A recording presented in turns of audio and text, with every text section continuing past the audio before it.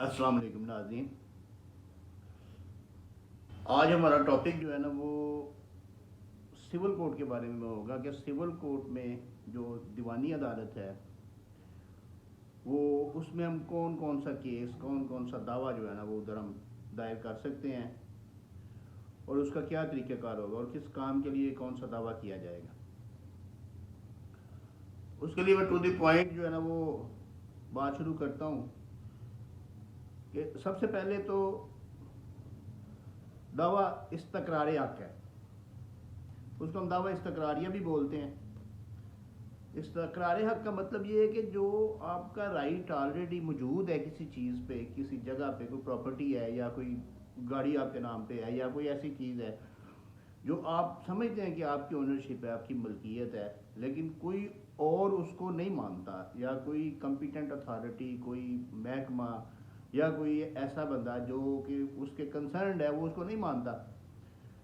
तो उस वक्त आप अदालत में जाएंगे और अदालत को कहेंगे कि ये मेरी जगह है, ये मेरी चीज़ है, इसको मेरे नाम पे डिक्लेयर कर दो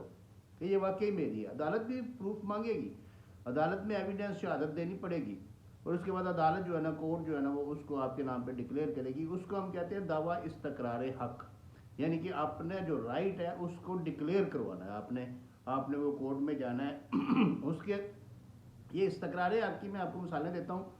ये बहुत ज़्यादा जो है ना वो किस्मों का हम इसको कर सकते हैं, ये दावा हम दायर कर सकते हैं। जैसा कि अगर कोई किसी बंदे की वफ़ात के बाद उसके जो वारस हैं वो ऑटोमेटिकली उसके वारस बन जाते हैं। जिस वक्त बंदा फौत होता है तो उसकी सारी प्रॉपर्टी, जायदाद, मूवेबल इमूवेबल प्रॉपर्टी जितनी भी होती है ना, उसके वो वारस बन जाते हैं और वो मालिक बन जाते हैं। लेकिन महकमे उनको मानते नहीं हैं, ना कोई अंदराज करते हैं, ना वो कोई उसको तस्लीम करता है। अब एक बंदा फौत हो गया तो उसके बच्चे उसका मकान बेचना चाहते हैं तो कोई ख़रीदेगा ही नहीं जब तक वो विरासत उनके नाम नहीं चढ़ेगी, कोई तस्लीम नहीं करेगा, हालांकि वो नेचुरल उसके मालिक बन चुके हैं। तो उस वक्त फिर कोर्ट में हम जाते हैं, वहाँ पे हम दावा दायर करते हैं, दावा इस्तकरारिया बाबत तकर्रिए वारसान। उसमें हम फिर सारे उसमें फैक्ट्स वगैरह लिख के उसको जो है ना वो डिक्लेयर करवाते हैं अदालत से। वो एक दावा इस्तकरारिया की एक किस्म है। इसी तरह अगर हमें कोई नादरा के ख़िलाफ़ या किसी और दीगर महकमे में कोई रिकॉर्ड दुरुस्त करवाना है तो उस वक्त भी हम, क्योंकि हमें पता है कि हमारा रिकॉर्ड ठीक है, डेट ऑफ बर्थ आपने दुरुस्त करवानी है, आपको पता है आपकी डेट ऑफ बर्थ ठीक है, आपके स्कूल के सर्टिफिकेट्स के ऊपर डेट ऑफ बर्थ और है, आपके आईडी कार्ड के ऊपर डेट ऑफ बर्थ और है। आप समझते हैं कि मेरे स्कूल का जो सर्टिफिकेट है, जो कॉलेज का सर्टिफिकेट है या जो एजुकेशनल डॉक्यूमेंट्स हैं उनके ऊपर मेरी डेट ऑफ बर्थ ठीक लिखी हुई है। तो फिर आप दादरा के पास जाते हैं, वो कहते हैं हमने नहीं करना सही जब तक आप इसको डिक्लेयर नहीं करवाएंगे। तो फिर आप उसका दावा करते हैं, दावा इस्तकरारिया बाबत दुरुस्तगी तरीक़ पैदाइश या दावा इस्तकरारिया बाबत दुरुस्तगी रिकॉर्ड। इसी तरह और एग्जांपल्स हैं कि जैसे कोई आपकी प्रॉपर्टी जो है ना वो आपके नाम पे है, आप PT1 आपके नाम पे है या कोई आपके नाम पे कोई और डॉक्यूमेंट ऐसा है जो पुराना है जिसको वो PTD आपके नाम पे है, या ऐसा कोई डॉक्यूमेंट, कोई स्टाम्प है, कोई डीड है, कोई यानी कि आपके पास म्यूनसिपल कॉरपोरेशन का कोई उसका लेटर है या कोई और डॉक्यूमेंट है जिसको कोई महकमे नहीं मान रहे या कोई बंदा नहीं मान रहा, आपको तंग कर रहे हैं, तो आप उसके लिए भी डेक्लेरेशन सूट जो है वो फाइल करके आप कोर्ट से बाकायदा एविडेंस करवा के डिक्लेयर करवा सकते हैं कि आप उसी के मालिक हैं, आप उसके काबिज हैं और वो जगह आपकी है। उसको दावा इस्तकरार हक मा हुक्म इम्तनाई दुआमी अमली व तकीदी भी कह सकते हैं। लिख सकते हैं, क्योंकि अगर कोई तंग करता है तो उसके खिलाफ स्टे लेना है, फिर जिस वक्त स्टे लेना है वो हुक्म इम्तनाई में आ जाएगा, इसलिए दावा इस्तकरार हक वो वाला होता है। इसी तरह कोई महकमा माल का कोई रिकॉर्ड आपने दुरुस्त करवाना है, दावा इस्तकरार हक बाबत दुरुस्त किए इंतकाल या कोई उसकी जमाबंदी है या कोई ऐसा जो भी आप लिखेंगे वो उसमें वो जो है ना ये दावा इस्तकरार हक उसमें आ जाएगा। इसके अलावा हम सिविल कोर्ट में जो है ना, जो मोस्टली जो सिविल कोर्ट को जो लोग प्रॉपर्टी के मैटर्स में यूज़ करते हैं वो स्टे लेने के लिए जो है ना वो यूज़ करते हैं, और स्टे के लिए जो दावा हम करते हैं वो दावा हुक्म इम्तनाई दवामी होता है। उसका मतलब ये होता है कि ये बंदा ये कोई ऐसी अथॉरिटी जो मेरी प्रॉपर्टी में मुझे डिस्टर्ब कर रही है या मेरा कब्जा है इसको डिस्टर्ब कर रही है, तो इसको जो है ना इससे मना किया जाए, उसको कहते हैं स्टे लेना। या कोई यानी कि आप किसी जगह के मालिक हैं, कोई और मालिक पैदा हो जाता है, वो उसको किसी दीगर को सेल करना चाहता है, तो आप उस पर स्टे ले सकते हैं कि जब तक कोर्ट इसको प्रॉपर डिसाइड नहीं करेगी तो इसके ऊपर जो है ना ये इसको इसको फर्दर एलियनेट ना करे या इसको फर्दर जो है ना वो किसी और को बेचे ना, क्योंकि फिर वो मल्टीपल लिटिगेशन में चला जाएगा, कोर्ट कहेगी जिसने खरीदी है उसको भी बुलाओ, इसलिए उसके ऊपर आपको स्टे मिल जाएगा। इसके अलावा जो है ना वो उसको हम कहते हैं दावा हुक्म इम्तनाई दुआमी। अच्छा, उसके अलावा हम सिविल कोर्ट में दावा दिलापाने दायर कर सकते हैं कि अगर किसी से आपने कोई रकम कोई उधार दी हुई है वो नहीं दे रहा आपको, तो उसका जो मेन जो उसका रिकवरी जो है ना उसकी वो सिविल कोर्ट से ही हो सकती है, कि उसको रिकवरी सूट उसको दावा दिलापाने कहते हैं, वो फाइल किया जाता है। तो और उसको फिर एविडेंस के मुताबिक उसको कोर्ट डिसाइड करती है, डिग्री होती है, और उसके बाद उसकी एग्जीक्यूशन में आपको पैसे मिल जाते हैं। इसके अलावा कोई बिजनेस पार्टनर्स कोई ऐसे जो बिजनेस डिज़ोल्व कर रहे हैं, या कोई इसके अलावा कोई और कोई आपस में कोई कॉन्ट्रैक्ट है किसी का और वो उसको ख़त्म कर रहे हैं, या कोई लेन देन के मसाइल हैं, तो उसके लिए हम दावा फहमीद हिसाब किताब जो है ना वो दायर करते हैं। दावा फहमीद हिसाब किताब जो है ना वो उसमें दोनों पार्टियों का सारा उसका जो पार्टी दायर कर रही है वो दूसरी पार्टी को एज अ डिफेंडेंट या रिस्पोंडेंट बना के तो वो दायर करते हैं, और उसमें सारी डिटेल्स वगैरह लिखते हैं कि ये हमारा बिजनेस था। उसके बाद कोर्ट उसका जो है ना वो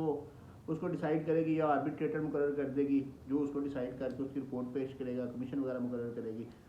उसको हम बोलते हैं दावा फहमीद हिसाब किताब, वो भी सिविल कोर्ट में दायर होता है। इसके अलावा कोई प्रॉपर्टी आपकी मुश्तरका है, आप शेयर होल्डर हैं और आप उसको तकसीम करवाना चाहते हैं, अगर तो वो ज़रूरी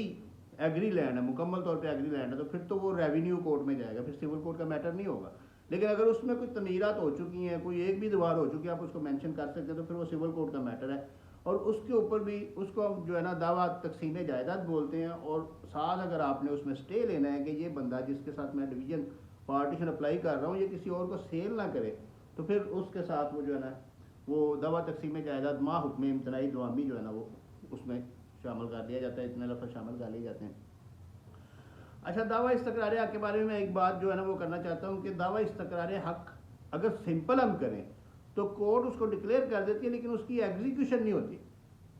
क्योंकि डेक्लेरेटरी डिग्री जो है ना, डेक्लेरेटरी डिग्री यानी कोर्ट ने आपको डिक्लेयर कर दिया कि आप मालिक हैं। अब आपने उसको जाके महकमे में कहीं अंदराज करवाना है तो वो आप कोर्ट के थ्रू नहीं करवा सकते, वो आप उसके इजरा करके नहीं करवा सकते, बल्कि उसके लिए ये है कि अगर वो कोई अथॉरिटी आपको उसको तस्लीम नहीं करती, फिर भी तस्लीम नहीं करती, तो आप उसके खिलाफ तो इन अदालत की एप्लीकेशन मूव कर सकते हैं। उसके लिए इजरा नहीं कर सकते। अगर इजरा करना है तो दावा इस्तक़रार हक़ के साथ मा हुक्म इम्तनाई दुआमी, यानी कि उसके लिए कोई इंजंक्शन वगैरह कोई डायरेक्टरी ऑर्डर जो है ना, डायरेक्टेड ऑर्डर जो है डायरेक्शन का, वो आपको लेना ज़रूरी है। और जब डायरेक्शन हो जाएगी फिर उस डायरेक्शन पे कोर्ट आपको अमल करवा के देगी। इसके अलावा पहले जो है ना वो अगर कोई मियाँ बीवी के मामलात होते थे तो उसमें आज से कुछ अर्सा कबल तक खामद ने अगर कोई बीवी से कोई वापसी कोई सोने वगैरह का जेवर वगैरह का मुतालबा करना होता था तो वो भी सिविल कोर्ट में दायर करता था। लेकिन अब जो है ना वो फैमिली कोर्ट में आ गया, वो फैमिली कोर्ट में दायर होता है, इसलिए उसका जो है ना वो सिविल कोर्ट का जो रिस्ट्रिक्शन नहीं है। तो इसके अलावा एक जो है ना वो दावा, अगर कोई डीड आपके पास लिखी, कोई आपके वालिद साहब ने या आपके किसी अजीज़ ने आपको कोई हिबा कोई गिफ्ट कर दिया है, आपके पास एक दस्तावेज़ लिखी हुई है लेकिन उसको आपने कहीं रजिस्टर्ड नहीं करवाया, तो अब वो बंदा मौजूद नहीं है तो उसको उस या मौजूद भी है वो करना नहीं चाहता, तो उसके केस भी आप दावा इस्तक़रार हक़ कर सकते हैं कि ये बंदे ने मुझे गिफ्ट कर दिया था लेकिन अब ये इस पर अमल नहीं कर रहा, मुझे रजिस्टर्ड नहीं करवा के दे रहा, कब्ज़ा मेरे पास है, तो उसके लिए भी आप दावा इस्तक़रार हक़ कर सकते हैं। जो नॉर्मल रूटीन के दावा इस्तक़रार हक़ होते हैं उनके ऊपर कोर्ट फीस नहीं लगती, यानी कि अगर आपने अपना राइट डिक्लेयर करवाना है तो उस पर कोर्ट फीस नहीं लगती, नादरा से रिकॉर्ड दुरुस्त करवाना है कोर्ट फीस नहीं लगती। लेकिन अगर आपने हिबा वगैरह के बारे में कोई आपने डेक्लेरेटरी सूट लेना है तो उसके ऊपर 15,000 रुपया, या आपकी जो वैल्यूएशन है, जो प्रॉपर्टी की वैल्यूएशन है उसका 7.5% 2 लाख तक, और अगर 2 लाख से ऊपर वैल्यूएशन है तो फिर 15,000 रुपये, जितनी भी वैल्यूएशन होगी उसके मुताबिक उसके ऊपर कोर्ट फीस लगेगी। दावा फहमीद हिसाब किताब के ऊपर भी कोई कोर्ट फीस नहीं लगती, दावा तकसीम जायदाद के ऊपर भी कोई कोर्ट फीस नहीं लगती। एंड के ऊपर जब प्रॉपर्टी तकसीम हो जाती है तो उसमें एक 500 रुपये का स्टाम्प जो है ना वो स्टैम्प पेपर जमा करवाते हैं और उसके ऊपर वो उसका जो डिक्री शीट जो है ना वो उसके ऊपर तैयार होती है। इसके अलावा लेकिन जिस वक्त आपने मनी सूट करना है, यानी कि रिकवरी सूट जिसको मैंने बताया था आपको दावा दिला पाने, वो आपने करना है, तो उसके ऊपर आपकी वैल्यूएशन के हिसाब से जितना भी वो आपने अमाउंट लेनी है उस हिसाब से 7.5% कोर्ट फीस लगेगी 2 लाख तक, और 2 लाख से ऊपर जितनी मर्जी अमाउंट हो उसके ऊपर 15,000 रुपया कोर्ट फीस होगी। तो ये आज का सारा लेक्चर था, आज की जो वीडियो थी, कि इसमें हमने देखा है कि जो सिविल कोर्ट में हम जितने केस फाइल कर सकते हैं वो ये वाले हैं। अब नेक्स्ट में हम देखेंगे कि इंशाल्लाह ये केस कैसे कैसे फाइल करने हैं, उनका तरीकाकार क्या है और इसमें क्या क्या लिखना है। तो आप जुड़े रहें मेरे पेज के साथ और चैनल के साथ, तो इंशाल्लाह आपको अच्छी इन्फॉर्मेशन मिलती रहेगी। खुदा हाफिज़।